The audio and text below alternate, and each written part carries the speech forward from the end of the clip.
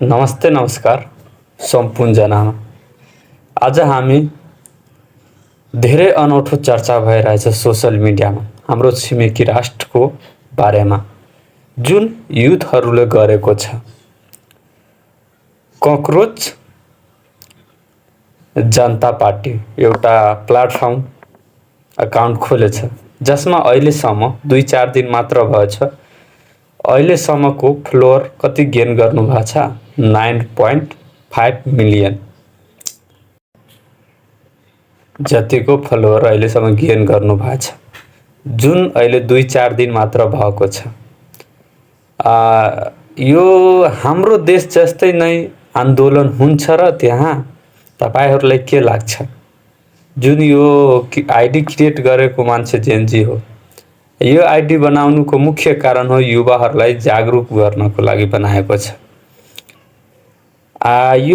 योहरू जुन हुन्छ नि हाम्रो देशमा जेनजी आन्दोलन, यसको सबैभन्दा मुख्य कारण छ बेरोजगारी। बेरोजगारीको कारणले यस्तो यस्तो समस्या झेल्नु पर्छ।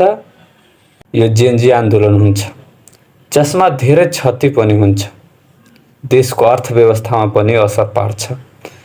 तपाईहरुलाई के लाग्छ कि हाम्रो छिमेकी राष्ट्रमा पनि त्यस्तो हुन सक्छ कि सक्दैन? तपाईहरु आफ्नो प्रतिक्रिया दिनुहोला। अब के हुन्छ? मलाई लाग्छ यो 4 दिनमा यति फ्लोर गेन गर्नु भएको छ, मलाई लाग्दैन को सानोतिनो कुरा हो।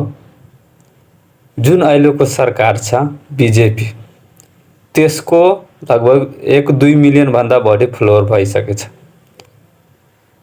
अब तपाईहरुलाई के लाग्छ कि हाम्रै देश जस्तै इन्डियाको पनि युथहरू त्यति एक्टिभ छन् कि छैन? यस्तो आन्दोलन हुन सक्छ कि सक्दैन? तपाई आफ्नो प्रतिक्रिया दिनुहोला र धन्यवाद।